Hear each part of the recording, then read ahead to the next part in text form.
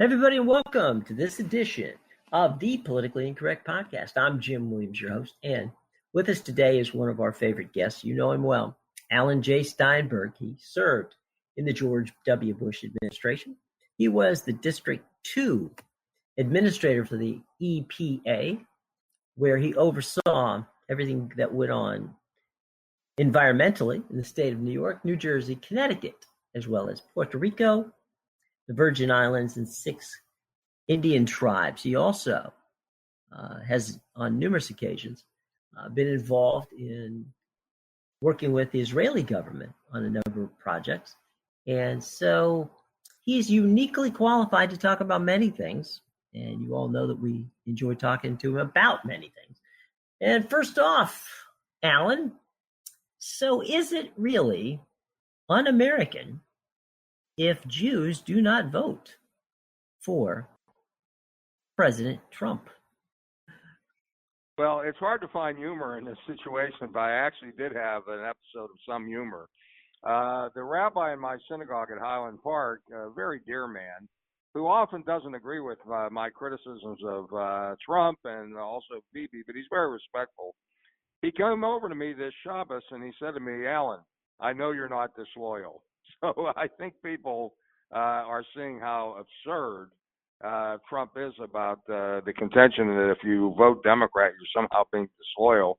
I think that what I also find humorous is he keeps mispronouncing the word. He keeps saying it's absurd. He needs an English lesson as well as some training in sensitivity and in tolerance. Well, I think one of the most interesting things, and you bring it up in your fine column, and we will link it, folks, to the in the show box so that you can read it.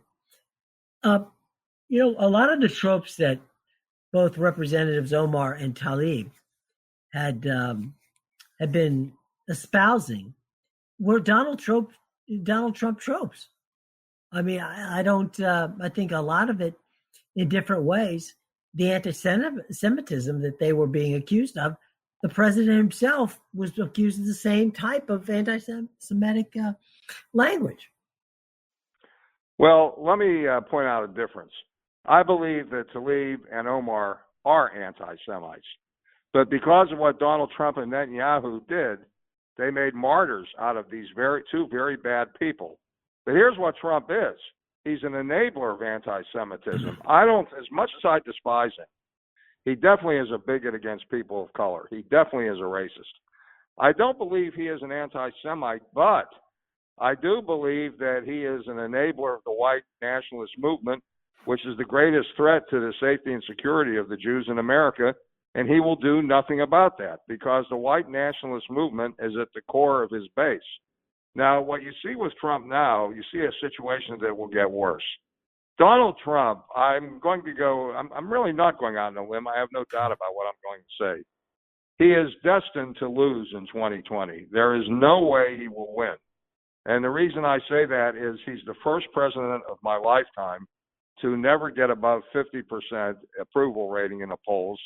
He is running behind even Bernie Sanders and Elizabeth Warren, not just a center-left candidate like Joe Biden. Mm-hmm. He is running behind on every single issue except the economy, but now that's going south on him because the economy is on the verge of tanking, perhaps very badly, unfortunately.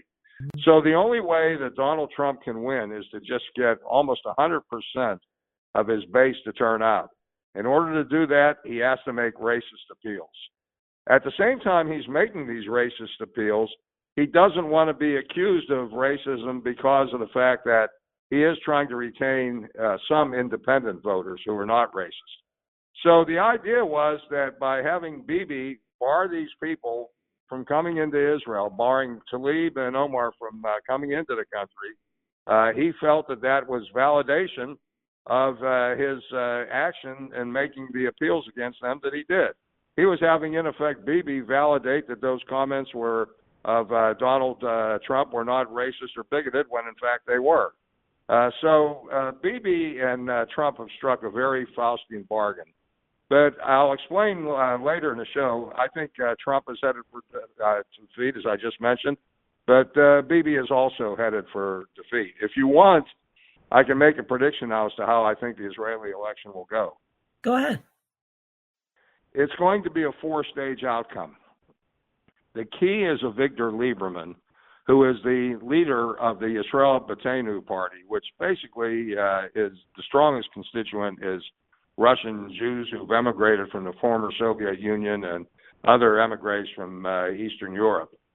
Right now in the polls, consider this, there are 60 seats in the Knesset, the Israeli parliament. In order to form a government, you need to have control out of 61 seats. And the way it works is whichever party gets the most votes, be it Likud or Blue and White, the two major parties, after the election, they reach out to other parties to form a coalition and get over the 61 seats. Bibi failed to do that last time because Avigdor Lieberman refused to enter into a coalition unless Bibi would exclude the religious parties. But he needed the two Orthodox, fundamentalist Orthodox, not modern Orthodox. He needed the two fundamentalist Orthodox parties to get over 61. So he made the choice that he would not jettison them from his coalition. So Lieberman said, well, I'm not going to join with you. And Bibi ended up with only 60 seats. So as a result of that, he was unable to form a coalition, and we're having the new election right now. My view is this.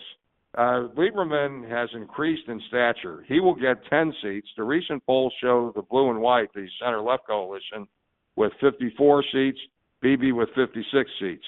That will not be enough for either Blue and White or Likud to lead a coalition. At that point, Lieberman will step forward and he will say, I want a national unity government. I will join with both Likud and with Blue and White, as long as we exclude the ultra-Orthodox parties. But Bibi has to step down from leadership. He has to go. Now, the members of Likud who are on the list for the Knesset seats, on the voting list, they've signed pledges that they will in no way ever desert Bibi, but those pledges won't be worth 10 cents if the election ends up in a deadlock. They are going to want to resolve the situation. So that leads to the second stage is Lieberman calling for a national unity government, for Likud to jettison Bibi and expel him from the leadership position. And the third stage is that Bibi, under pressure, will step down. The fourth stage is the coalition will be formed with Avigdor Lieberman, Israel Beitenu, his party, Likud, and Blue and White. But you're going to see the leader of the coalition emerge from Likud, and that person is a name that very few Americans know, and that name is Gideon Sa'ar. He is a person of star quality. In most polls in Israel, he emerges as the most popular Israeli politician in terms of the prime ministership. But, of course, as you know, over there, the prime minister is selected by the Knesset. It's not selected by a direct vote of the population. But my prediction is that Gideon Sa'ar will emerge as the next prime minister of Israel. That's a name few people know, and I could be wrong. There's talk that maybe Yuli Edelstein, who is the speaker of the Knesset, will be the next prime minister. But I will say this, it's not going to be Netanyahu.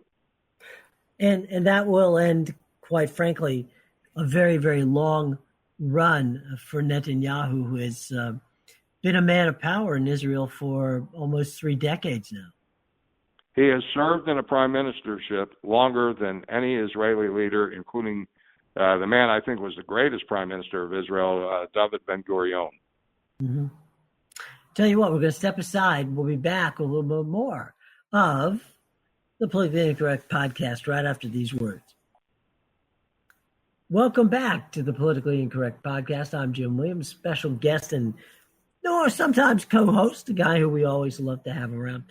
And that, of course, is Alan Steinberg. Alan, one of the things I think that we can do, which would be helpful, is explain American Jewish voters. And a lot of times people are like, they don't understand that there's the Reform Party. The Reform part of Judaism. There's a conservative part. There's Orthodox Jews. Jews are not a monolithic voting bloc, more than any other minority in the country. But there's different looks at things through different prisms within each of the Jewish parts of the religion, and I think that is something that people don't quite grasp. That's correct. If you take a survey of American Jews, you will find that Orthodox voters, their highest priority is the American-Israel alliance and the safety and security of Israel. Now, it is a priority with conservative Jews and Reform Jews and other unaffiliated Jews, but not to the same extent. They tend to be much more liberal in terms of social issues, in terms of fiscal issues, in terms of relations with the Jewish community and the various racial groups. So they tend to be more liberal. Now, it's interesting. I wrote a book that was published in 1988, American Jewry and Conservative Politics. I was a Reagan conservative. I never would. I left the Republican Party since then because of Donald Trump. He's not a conservative at all. He's just a reactionary bigot. But I was a Reagan conservative, but in writing the book, I pointed out that I felt the Republican Party was better for Israel, but I certainly never would accuse Jews who voted for the Democrats as being disloyal. I would never do that because I think the key is to have a unified American Jewish community. And nor would I say that Jews who were giving other issues other than Israel a priority were being somehow less Jewish. That's not fair. Right now, the fact of the matter is that Donald Trump may be good for Israel. He's done two things of great symbolic value for Israel. Number one, the move of the embassy to Jerusalem, from Tel Aviv, although I would point out that the move of that American embassy still has not settled the final status of Jerusalem, whether it will be a divided city, where the dividing line will be, in what section will the old city be. But it was an important symbolic move. I'll concede that to Trump. And the second thing was that he recognized the Israeli conquest of the Golan Heights, justifiable conquest, in the 1967 war as now constituting part of the state of Israel. I agree with Trump on that, but again, that's largely symbolic. Nobody, not even Obama, was pressuring Israel to give up in any way, shape, or form the Golan Heights. However, having said all of that, as a matter of fact, in terms of the welfare of American Jews, Trump is very bad. He's very bad because of the fact that he's been an enabler of white nationalism, of which the core element is anti-Semitism. It's not an accident that you've had the shootings in Squirrel Hill. It's not an accident that you had the shootings and the murders committed at the Hasidic, the Chabad Center in Pomona, California. It's not an accident that hate crimes are up. All these things are due to the fact that Donald Trump has enabled white nationalism. He's done nothing to thwart hate crimes, to intervene, to create a national effort, to move against hate crime elements. He's done nothing in that vein. And the reason he's done nothing is that white nationalists are at the core of his base movement. So while he may be good in some sense for Israel, he's been a disaster for American Jews. And in talking about Jews as being disloyal, he's bringing up and not only that, when he said, "You're prime minister," in speaking to Jews, we don't have a prime minister. Israel is, for American Jews, Israel is composed of our brothers and sisters who live there. Their prime minister is Bibi Netanyahu. We support the state of Israel. We recognize that if you ever had catastrophic conditions in America, Israel can be a place of refuge for us. But our primary loyalty is to the United States of America. And when Trump talks about your prime minister, he is telling the non-Jewish community that our primary loyalty is to the Prime Minister of Israel and not the President of the United States. That encourages anti-Semitism. I think Donald Trump, in terms of the American Jewish community, is a disaster. One of the things that I think is, to your point, that Trump doesn't get, and that's something that you yourself have been, I've been happy to be part of it, you've been part of it, we've all been part of it, is that Judaism, and specifically American Judaism, has long been supporters of other groups in the United States who have suffered, be they blacks, be they Hispanics, be they the LGBT community, be they women's organizations. And I think that the assault, one of the major things that have happened here in the United States is American Jews have been on the warpath with Vice President Pence over his attacks on women's rights as well as the LGBTQ community. And that's, again, part of what's going on with the administration. And he doesn't he doesn't get it. He doesn't get that for years that the blacks and the Jews have been together fighting all the way back in the early days of the Dr. Martin Luther King and the movement in the 60s. So, I mean, his lack of history is beyond, ridiculous. But the Jews, the blacks, the LGBT community, it's all been, it's been a trope that's been fought for years, even starting with the, Southern Poverty Leadership Council, the ADL. All of this has been part of a Jewish movement. And it doesn't matter whether you're part of the, if you're a Reformed Jew, a conservative Jew, which is what I am, a Orthodox Jew, which is what you are, that's something we've all continued to fight. I agree with you 100%. The fact that a person is politically conservative on foreign policy matters, be it on Israel, right, or politically conservative on fiscal matters, that does not mean that he cannot be a solid ally in the fight for justice on in terms of the African American community. Right. Now, Donald Trump doesn't understand that history. He doesn't like that history to the extent that he is informed of it. And there's been one happy consequence I've noticed in reaction to what Trump has done. It seems that blacks and Jews now are getting together a little bit. I was listening to a program on MSNBC where Donna Edwards, I believe she was from Maryland, former congresswoman, and she talked about the fact that she had Jewish neighbors growing up. And she talked very, very sympathetically and very warmly of her Jewish neighbors. You had people like Al Sharpton, the Reverend Al, who for many years was very distant from the Jewish community. He did a number of things that many of us took offense to. But he isn't doing that now. He is speaking more in terms of his alliance and the mutual interest of Jews and African Americans. So Donald Trump is bringing together people unintentionally.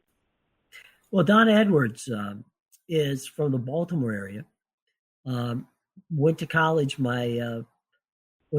my wife at the University of Maryland, and is from grew up in a neighborhood that was very mixed in Baltimore, where basically she grew up in a predominantly Jewish neighborhood.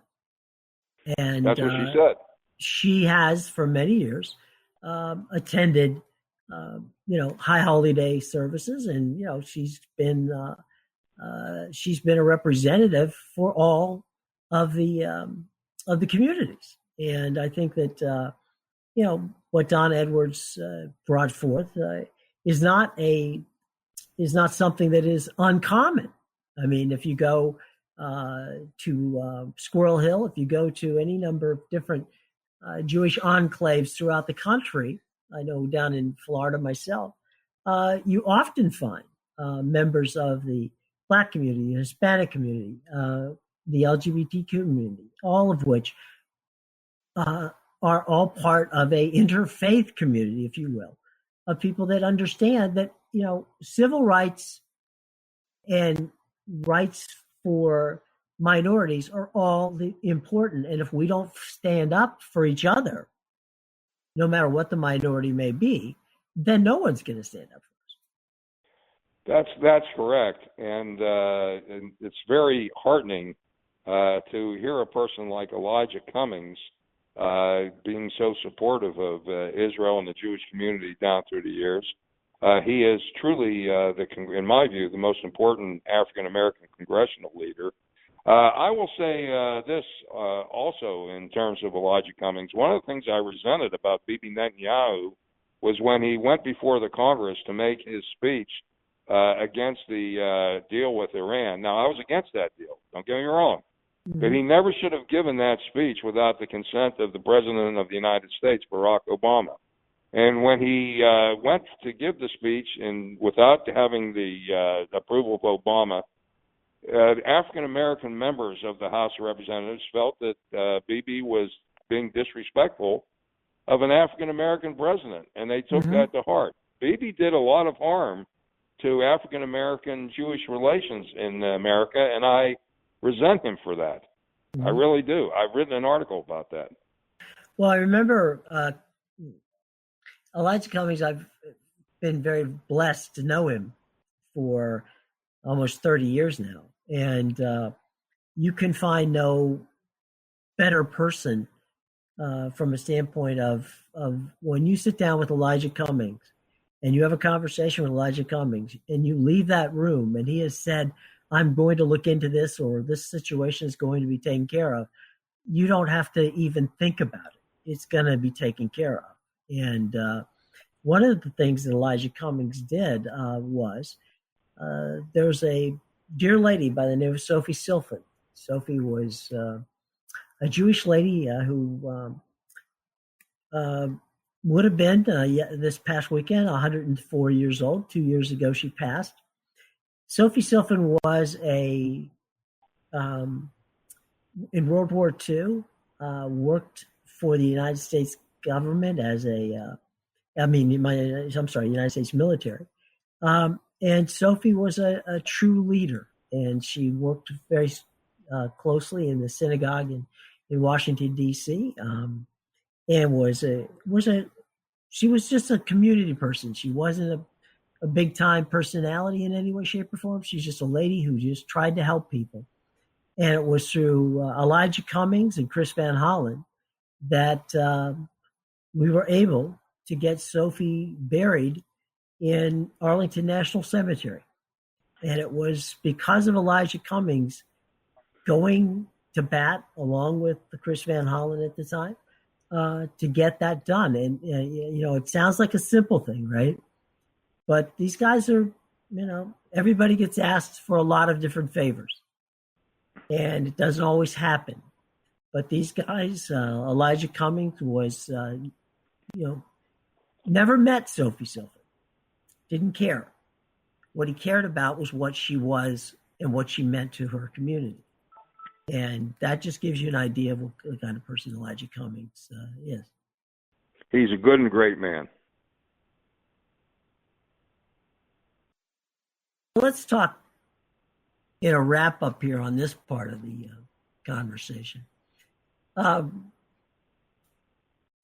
What Trump is attempting to do here, for those of you missing on the outskirts, is to set the Jews against each other in hopes that he can siphon a few off to win a state like Florida where it's going to be close, or some of these other, Pennsylvania, where there's even to an extent, I suppose, Michigan, where if he could just peel off enough to get it done, he feels that might be a way of doing it. This is not a Jewish thing. Don't get caught up in it. It's not. It's Alan, you hit on it earlier. It is a Trump working on his base to say, okay, let's pit the Jews against the Jews so that the white supremacists can help, and people who have some sort of anti-Semitic trope can continue to believe that that this is what we're doing, while at the same time saying, we're all in on Israel when he's not. He's just trying to scam people. So I don't know. Some final thoughts on you on what this all means, or if it doesn't mean it at all. I think it's more of a smokescreen than it is anything else. Well, it's a desperate effort on the part of Trump to get as much of the Jewish vote as he can. And also, it's largely related to try to justify attacks of him that have been downright racist in tone and in terms of strategy against Tlaib, against Omar, and against Alexandria Ocasio-Cortez. Now, these are three people I despise. But there's no question that the tone and substance of Trump's attacks against them are racist. And what he is trying to do is, number one, to get as much support from Jews who are uncomfortable with those kind of attacks, get someone like Bibi Netanyahu to validate his attacks. And number two, what he's trying to do is say to the Jews, hey, you owe me and you should vote for me in the next election, otherwise you're being disloyal. But whoever devised that strategy is incredibly stupid. Jews resent those attacks. Even Jews who are Trump supporters are uncomfortable with those attacks. And I think it will not work for him. I think he's headed for a landslide defeat next year. And if he's counting on Jewish community support, I think his support will decrease from the roughly 21% he had in the election of 2016 to something below that. Yeah. One last thing about the moving of the embassy to Jerusalem. That was part of a $10 million money raised by Sheldon Adelson, right, in Vegas, and which goes to the point of your saying it was more of a political stunt than it was an actual political move. That was a payback deal for Sheldon Adelson, and I agree. I'm not saying, I'm not passing judgment on whether it was a good deal or not a good deal. I'm just saying, that was what Shelley wanted for that money, and Shelley got it. Well, I agreed with the move, but I think that it is of symbolic importance, but the value of that can be somewhat overstated. And it was a payback to Shelley Adelson. There's no question about that. Absolutely. All right. Tell you what, we will be back and talk a little bit about something different when we return. Hey, everybody, let me tell you about my friends at Warby Parker. Now, they were founded with a rebellious spirit and a lofty goal to create boutique quality eyewear at a revolutionary price. It was a collaborative effort between four close friends. Warby Parker was conceived as an alternative to overpriced and bland eyewear that's available out there today. Now, prescription eyewear shouldn't cost you more than a plane ticket or a brand new iPhone. By circumventing traditional channels and engaging with customers directly through their website and the retail stores, Warby Parker has been able to provide high-quality, good-looking prescription eyewear at a fraction of the price. Now, Warby Parker's aesthetic is vintage-inspired with contemporary twist. Every pair is custom fit with anti-reflective polycarbonate prescription lenses. Available exclusively through the Warby Parker website and retail stores, glasses start at $95, including prescription lenses. And those lenses, by the way, include anti-glare and anti-scratch coating. Now, if you need blue light filtering for those lenses, they are also available at Warby Parker. Now, a personal experience. Here's what happened, okay? I needed a new pair of glasses. So I went to Warby Parker's website. Now, I got to tell you, there is a tremendous amount of fantastic information about all kinds of glasses there. Whether you're a man, a woman, if you want sunglasses, it's all there. So you're at the website, and they also have a short test. Now, the short test gives you an opportunity to see what style of glasses looks best on your face by simply taking a short test. Doesn't take more than 5 minutes, okay? Once I did that, I then found out about the Game Changer, folks. The Game Changer is this. It's a free home try-on program. You order 5 pairs of glasses. You try them for 5 days. There's no obligation to buy anything. It ships to your house for free. And inside the box is included a prepaid return shipping label so you can send those 5 glasses back after you've given them a try. So after I took my little test, I decided, okay, I'm going to go and find 5 glasses, frames that I think would look good. And let's see what happens. So I went on. Now, like some websites, as I said before, they can be a nightmare. That is not the case with Warby Parker. The website, as I said before, tons of information, but very user-friendly and true to the style. So you know how you buy something on a website and it doesn't look anything when you get it like what you thought you purchased on the website. That is, again, not the case with Warby Parker. I went through and picked 5 frames that I thought would look good on my face. When the box showed up, I opened the box up and all 5 of the pairs of glasses looked exactly as they did on the website. So that was cool. Now, rather than when you're out looking at glasses in some of these stores, there's just walls and walls and walls and walls and walls of different frames, and it's overwhelming. And, you pick something, you put them on, you give them to them, and you buy it. And you realize it later, it's okay, but it's not exactly what I wanted. But hey, that's the way it is. It's not the way it is. If you do what I'm telling you with Warby Parker and do like I did and get those 5 pairs of glasses sent to your house and you got 5 days to look at them, what happens is this. I started off with 5. I whittled it down to 3. I took the 3, I whittled it down to 1 and picked out the perfect frame for me. Now, I didn't do that by myself. I had help. Because I had that 5 days and those 5 different frames, I was able to get input from my family, my friends, my coworkers. I was able to wear them, around a little bit to look at them, to be able to get a feel for what they were like. And obviously they didn't have my prescription in it, but I was able to look at them in the mirror and even try on what do they look like with a suit or with a polo shirt or something like that.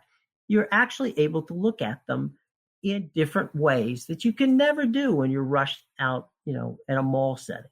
Okay. So that was number 1. Finally, I picked out, as I said, the ones that I felt were perfect for me. I went to the website. I went ahead and ordered the glasses. It was an easy process. I uploaded my prescription. Again, very simple. They also have a very cool camera, which allows you to take a picture, which then goes to them, which gives them the opportunity to perfectly fit these glasses to you. And then about a week later, bingo, the glasses show up. They are perfect.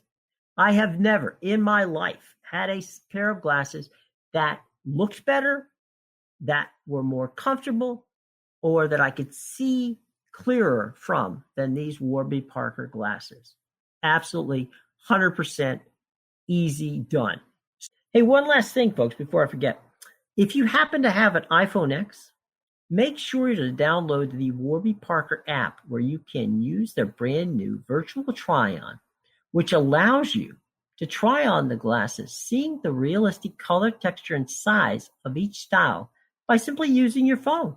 Man, folks, I'm telling you, it is very cool and it's very, very fun to do. Okay, so if you do have an iPhone X, like I do, quickly check out the download of Warby Parker's app. Just go to your app store, download Warby Parker's app. It's free. Try on the eyeglasses, see the realistic color, texture, and size of each style. And you can do it right there on your phone. Folks, it doesn't get any easier than that, does it? Okay, so cool. So here's what I want you to do, because we got something that I really want you to get out there. Try that free home trial program, okay? Order 5 pairs of glasses. Try them on for 5 days. There's literally no obligation to buy. It ships free, includes a prepaid return shipping label. So head on over to warbyparker.com/mylastnamewilliams. That's warbyparker.com/WILLIAMS and order that free home try on today. And again, let's go right back to that. warbyparker.com/mylastnamewilliams. All that information is going to be in the show box. And again, Warby Parker, warbyparker.com/mylastnamewilliams, WILLIAMS. warbyparker.com/Williams. Order that free home try on today. You'll be glad you did. I'm telling you, I was glad that I did because I love my Warby Parker glasses. And you will too. Okay, everybody, we got Alan Steinberg with us. And Alan, let's talk about something that is right up your alley and something very important at this point in time. Let's talk about Newark. What's going on? Well, as you know, I wrote an article this past week for Insider NJ, New Jersey's leading political website, entitled Newark and the Politics of Water. And I went into the political factors that obstruct necessary solutions to very acute problems such as water. In my view, and I expressed this most graphically when I left EPA at the end of the Bush administration, the most serious political problem in the environmental realm that America faces is water infrastructure. Yes, climate change is a most acute problem, most serious, but I'm confident that it will be resolved. The reason I say that is the key to resolving the climate change issue is the eventual elimination of coal. And in spite of Trump's oxymoronic statements that he loves good, clean coal, that's a non sequitur. People have come to realize that coal is pure air poison. Jim, you and I, growing up in Western Pennsylvania, we have as part of our heritage what happened in Denora in 1948, where 12 people died within a matter of days due to a pollution created by coal-fired plants. So coal is air poison. People are going to demand that other forms of energy be substituted for coal. Renewables, my view is it should be nuclear energy substituting for coal. Nuclear can be done in a good, safe way. Even Barack Obama recognized that. But as long as coal is being used, the air is poison, it will come to an end at some point. Now, water infrastructure is a different problem. Our pipes in this country are what we call our lead service lines that go from homes into water mains beneath the street. These pipes are rotting. It is estimated that the cost of necessary infrastructure in this country exceeds $500 billion. Now, the public is most reluctant to do anything about it because they take clean water for granted. They won't believe there is a water problem until the water tastes foul. And in that vein, when they hear of stories that are happening in Newark where the infrastructure is older and more vulnerable to corrosion, they say to themselves, well, that's their problem. That's not our problem. Well, eventually, the problem of rotted infrastructure is going to spread to white suburban America, and then all of a sudden you'll have white people in this country screaming that we have to do something about our infrastructure. And I've said for a long time that African Americans are subject to a variety of injustices in our history. Education injustice is something that can be corrected within a generation. But the effects of environmental injustice can take generations to deal with because when your health is damaged by environmental injustice, there's nothing that can make up for that. Your health is damaged, offspring of yours may inherit characteristics that are damaging to them. It is an enduring problem, and it is an expensive problem to solve, and white America is not willing to join in with African Americans in solving the problem. And we're seeing Newark as a battlefield of that. There are temporary palliatives you can do in Newark, particularly adding orthophosphate to the water. The reason you have the crisis in Newark now with the rotting infrastructure, lead getting into the water, is that in their treatment plants, they changed the disinfectants. And as a result of the disinfectants they used, it lowered the pH of the water and made it more acidic, and it had a corrosive effects on the lead service lines and caused lead to leach from the pipes.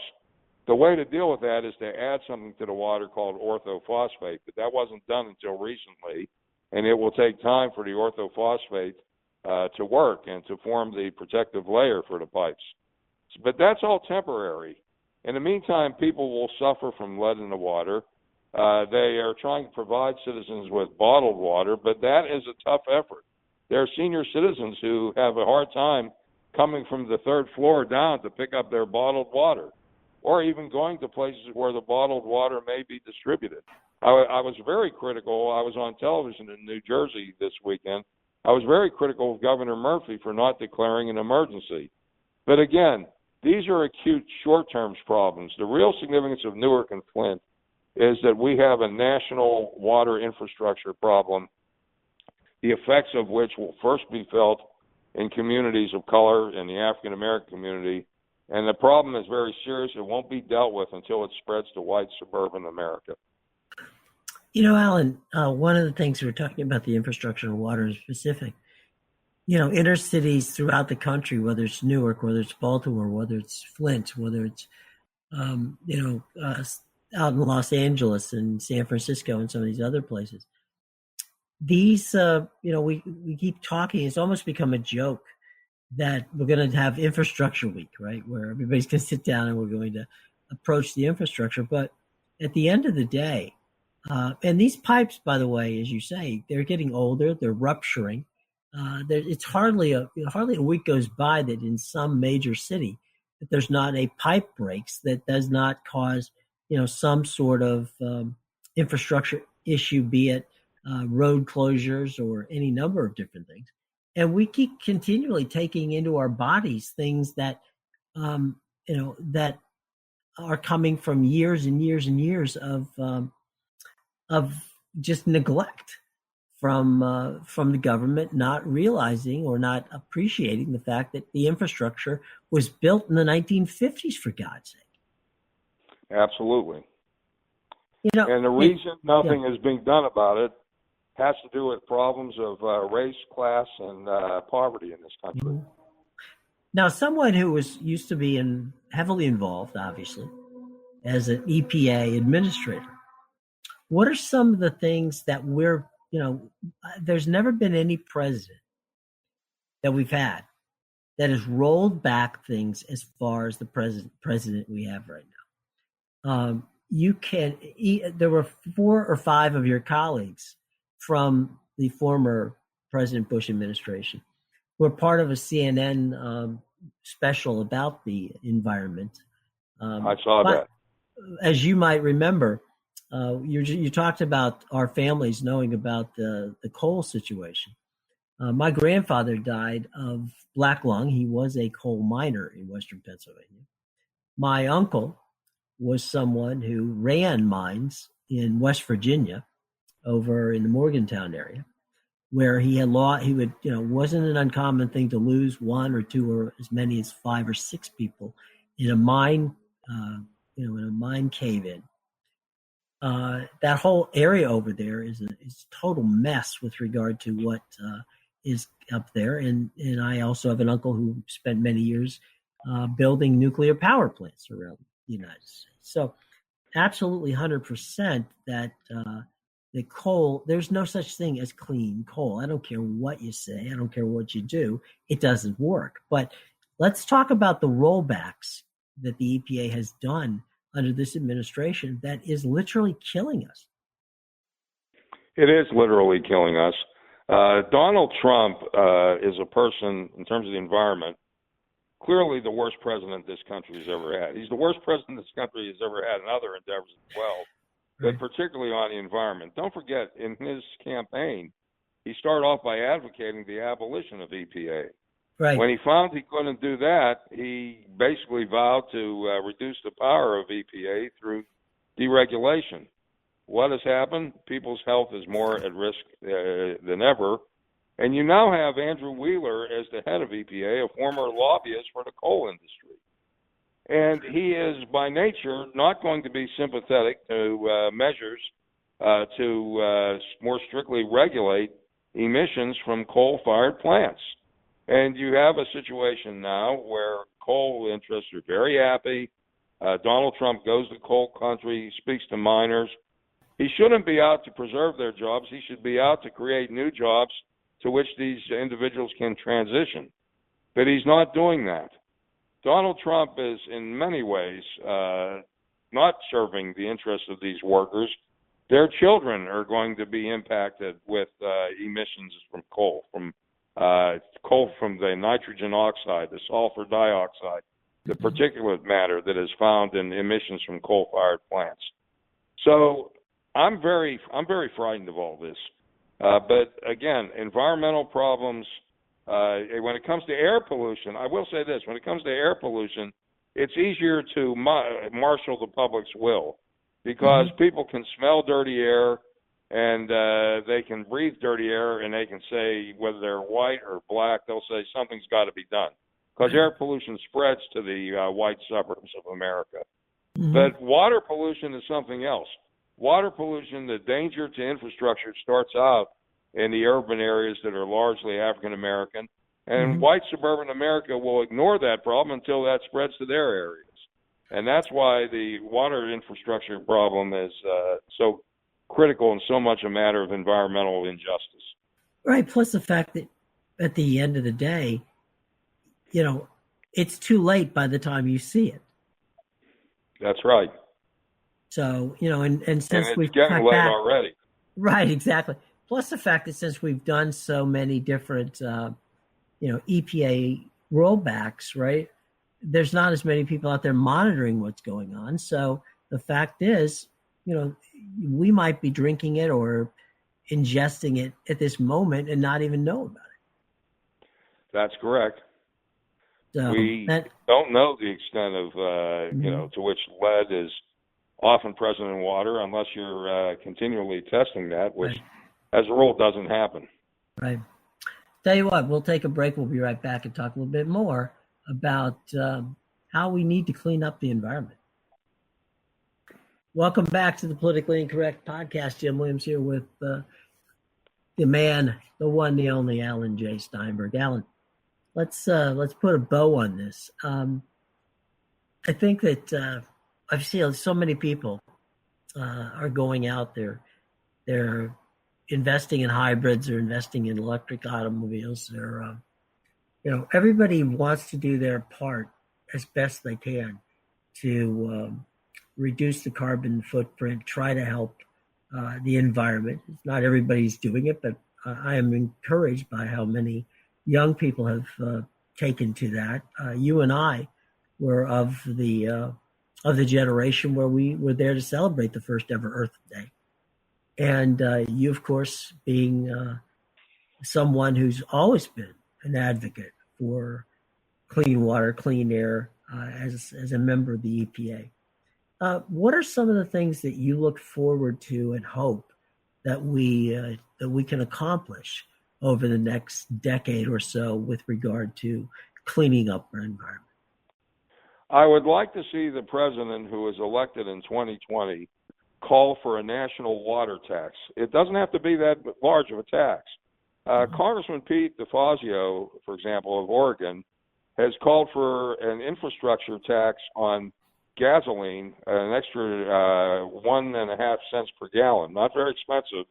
And from that tax, he says he can finance $500 billion to finance necessary road infrastructure over the next 13 years. Well, I think something similar should be done in terms of water, based on the amount of liters a home consumes. It doesn't have to be very large. It can be a tax basically in the pennies. But when you have a steady stream of revenue coming in from the federal water tax, it will enable the federal government to bond for necessary national water infrastructure improvements. And that would solve the problem. It's something that has to be done. What about with regard to things like greenhouse gas and all that other situations? Well, I hope the next president. Yeah. I hope the next president will return to the Paris conference. Right. And at the same time, I hope the next president, and I'm confident this will happen if Trump is defeated, and he will be defeated, will take measures to move towards the elimination of coal. Right. Coal has to be completely eliminated. There can't be any halfway measures with coal. Right. Even Christie, when he was governor of New Jersey, not a great friend of environmentalists, said that it was his goal to eliminate the usage of coal in electric generation plants in New Jersey. And I agreed with him on that. I didn't agree with him on too many things, but on that I agreed. Well, and we need to get off the fossil fuel train. It's not a very it's not something that's going to be sustainable, and it's also something that has slowly but surely been killing us in another way. So I think a lot of this stuff has to be done. I think it can be done if we just have a new EPA director who isn't Scott Pruitt or isn't somebody who is a coal lobbyist. But well, that's true. But I also think on the energy front, one of the measures that has been in development now for almost 50 years is the development of nuclear fusion as opposed to nuclear fission. Right. And there's been a project in Princeton, the Princeton Plasma Lab, where they're trying to develop the fusion process. It's a very safe process, but it also does not have any nuclear waste as a byproduct like nuclear fission does. Right. So if that process can be perfected, nuclear fusion is the future of America in terms of energy. It's cheap energy because the cost of uranium is very, very low. It also is a form of energy where the power plants can be, the cost of development can be guaranteed by the federal government. Right now, the federal government has a guarantee program for nuclear power, where for every 25 cents of guarantee by the federal government on a loan to a business developing a nuclear power plant, it can generate $1 worth of construction and implementation. So the federal program, and it was broadened. It was a program created by George W. Bush. Obama broadened the program. It's something that has bipartisan backing, and I think that nuclear it's a better alternative form than wind or sun, because when there's no wind or sun, you're back to utilizing fossil fuels. Wind or sun only works when the wind is blowing or the sun is shining. So you need something sustainable through all forms of weather, and nuclear power gives you that. Well, I think that's also, it should be part of a full plan, because, we had solar panels in Florida. They worked fine. You go to Southern California, the wind turbines down there have been working for years. So if it's part of a full, an entirely well thought out plan where all of this is used together, because each place in the country can use a little bit of each to make it all work, I think that full on plan makes a lot of sense. I don't dislike wind and sun. I don't dislike solar power or wind power, right. But I think in themselves they're not a solution because of the fact they can be part of a solution. That's where what they can work very well is for individual homes, and in terms of massive power, I would never trust it completely, because weather changes can alter the productivity of solar or wind powered plants. Well, when they make you energy czar in 2020, these are some of the things that we'll try to work on from that standpoint. I will not be named as energy czar. I'm enjoying my retirement very much. Okay, all right, fair enough. Well, you might be talked into at least putting your 2 cents worth in from that standpoint. I'm always willing to do that. There you go. Alan, how can we follow you on social media, my friend? Okay, my Twitter account, and it's a very active account, is at @Steinberg613. My Facebook page is Alan Joel Steinberg. And you can also email me at asteinberg613@gmail.com, and follow me on Insider NJ. I write at least one column a week, usually 2 or 3. And feel free to send me your comments, agreements, or disagreements. I will tell you that you have a very loyal and very active Twitter following. So by all means, check him out on Twitter. He's a lot of fun. He is Alan J. Steinberg. He's been our co-host and guest, and it's always a pleasure to have Alan with us. We'll be back with some final thoughts after this. Life is about making decisions. At BMW I, we decided it was time to reinvent the car from the ground up, making sure we were open for truly innovative ideas. We decided that the car we wanted must be electric, and it should be made of extremely light and super strong carbon fiber. And finally, we decided to make it more intelligent and added our promise of incomparable driving pleasure. We made all these decisions to offer you a choice. The all-electric BMW i3.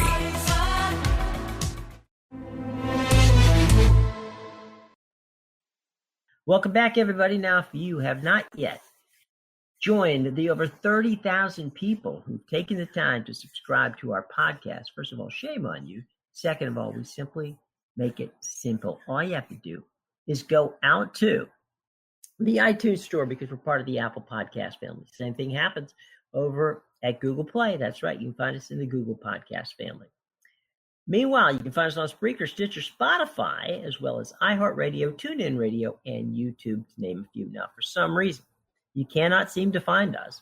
Pull out the old Google machine, type in the Politically Incorrect Podcast with Jim Williams, and hit the favorite button or the subscribe button, and each week you get a brand new edition of the podcast sent directly to your phone, your tablet, or to both. Now, if you happen to have one of those assistant devices like Apple has, they call them Siri or Google or Alexa. All you have to do is say, hey, Alexa or Google or Siri, please play the latest edition of the Politically Incorrect Podcast with Jim Williams, and guess what? They'll do it for you. So, folks, we cannot make it any simpler. So please go out and subscribe today. We would greatly appreciate it. Speaking of greatly appreciating, we greatly appreciate our good friend, Alan J. Steinberg. All the information on Alan is in the show box below. Be sure to follow him on Twitter. He's a great follow on Twitter. So check that out. Also on Facebook, he's good too. So if you have any questions for Alan, trust me, he will answer them. Okay? All right. Next week, our guest, Dan Maduri, will join us, and we'll be talking about guns. That's right. Guns next week with Dan Maduri. Okay? All right, everybody. Until that time, thanks very much for joining us. I'm Jim Williams, and for the entire team here at the Politically Incorrect Podcast, we hope that you have a wonderful and safe week. Okay? All right. Bye-bye.